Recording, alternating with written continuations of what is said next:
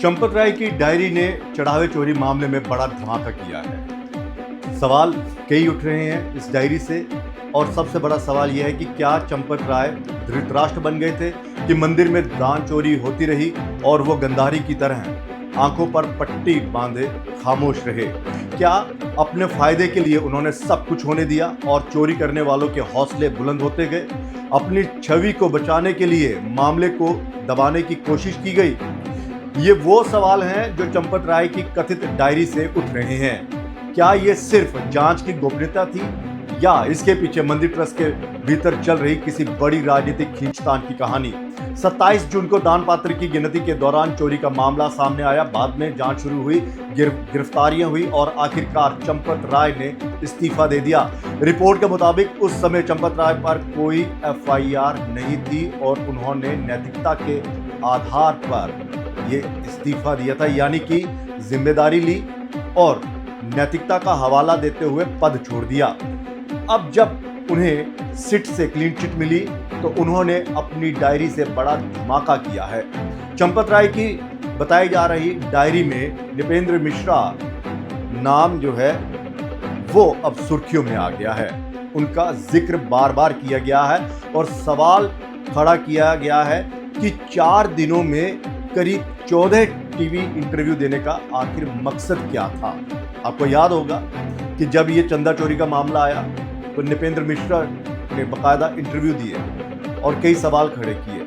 अब चंपत राय ने अपनी डायरी में उसी का जिक्र किया है और उनकी नीयत पर सवाल उठाए हैं और बाकायदा ये कहा है कि 4 दिन में 14 इंटरव्यू, क्या था इसके पीछे का असली मकसद और राज?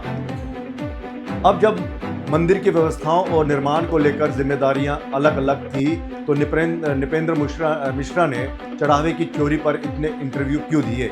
चंपत राय ने कथित तौर पर उनके बयान और भूमिका पर भी सवाल दर्ज किए हैं। और अब सबसे बड़ा सवाल, अगर मंदिर के भीतर की संवेदनशील जानकारी बाहर पहुंची तो अखिलेश यादव तक ये जानकारी पहुंची कैसे? चंपत राय की कथित डायरी में इसी सवाल को उठाए जाने की रिपोर्ट सामने आई है। क्या कोई अंदर का व्यक्ति था? क्या मंदिर प्रबंधन की जानकारी राजनीतिक गलियारों तक पहुंचाई गई थी, या फिर यह सिर्फ प्रशासनिक चूक थी? आने वाले विधानसभा चुनाव से पहले अयोध्या सिर्फ आस्था का केंद्र नहीं बल्कि भारतीय जनता पार्टी की सबसे बड़ी राजनीतिक पहचान का प्रतीक भी है।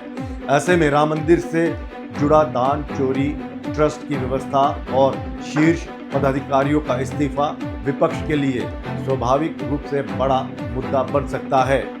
और यही सवाल अब उठ रहे हैं कि आखिर ये जो चोरी हुई और इस चोरी को छुपाया क्यों गया?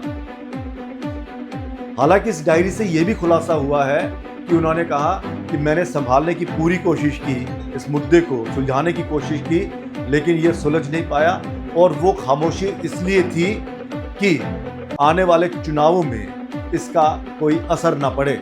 यानी कि चुनावी फायदे के लिए ये चोरी होने दी, चुनावी फायदे के लिए कोई कार्रवाई नहीं की गई कि अगर ये मुद्दा बाहर आ गया तो हड़कंप मच जाएगा। क्योंकि अयोध्या वाली, आपको मालूम होगा, जब संसदीय चुनाव हुए थे बाकायदा यहाँ पर हार का सामना करना पड़ा था, लोगों ने अपना गुस्सा यहाँ से निकाला था। तो ये एक कह सकते हैं कि आने वाले चुनावों में इस पर असर पड़ सकता था।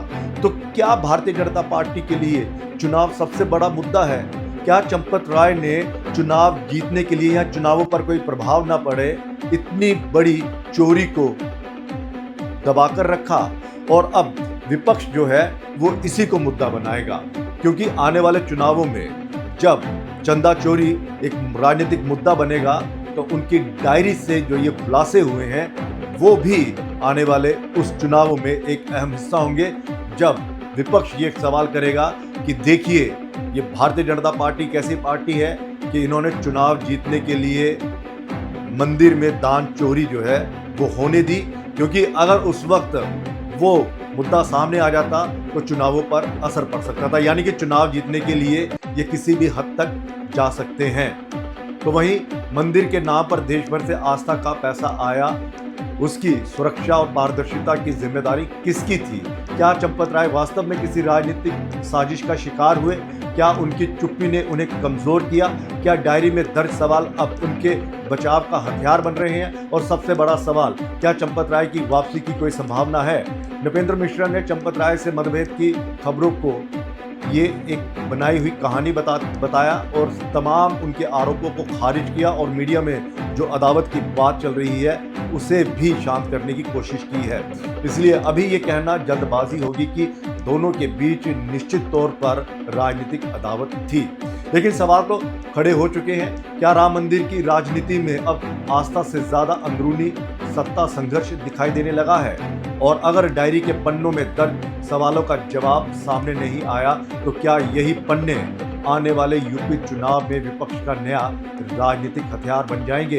अयोध्या में मंदिर बन गया, लेकिन क्या अब मंदिर ट्रस्ट की अंदरूनी राजनीति की कहानी चुनावी मंच तक पहुंचेगी? ये एक बहुत बड़ा सवाल है और विपक्ष लगातार ये सवाल उठा भी रहा है और चंपत राय, अनिल मिश्रा इनको घेर रहा है और भारतीय जनता पार्टी को भी घेर रहा है कि आपने छोटे प्यादों को गिरफ्तार किया है, छोटी मछलियों को आपने पकड़ा है, बड़े बड़े मगरमच्छों पर हाथ नहीं डाल रहे। और सिट की जो क्लीन चिट आई है, जो यूपी सरकार ने बनाई, उसमें उन्हें क्लीन चिट दी गई है, तो ये क्लीन चिट भी आने वाले चुनावों में मुद्दा बनेगी। लेकिन सबसे ज्यादा इंतजार किया जाएगा इसी डायरी का, क्योंकि इस डायरी में ऐसे राज छिपे हैं जो आने वाले चुनावों में वो राज जो है वो खुलेंगे, या फिर चंपत राय जिस दिन चाहेंगे उस दिन इस डायरी से ऐसे ऐसे मुद्दे निकालेंगे जो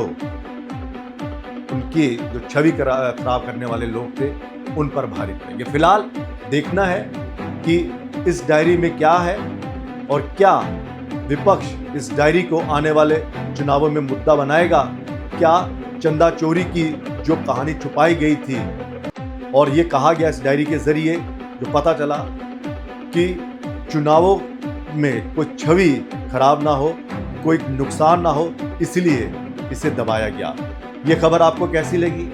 कमेंट बॉक्स पे ज़रूर अपनी राय दीजिएगा और रेडियो संवाद को ज़्यादा से ज़्यादा सब्सक्राइब करिए, लाइक करिए, शेयर करिए और वो जो बेल वाला बटन है उसे ज़रूर दबाइए ताकि नोटिफिकेशन आपके पास आती रहे। फिलहाल इजाज़त दीजिए, नमस्कार।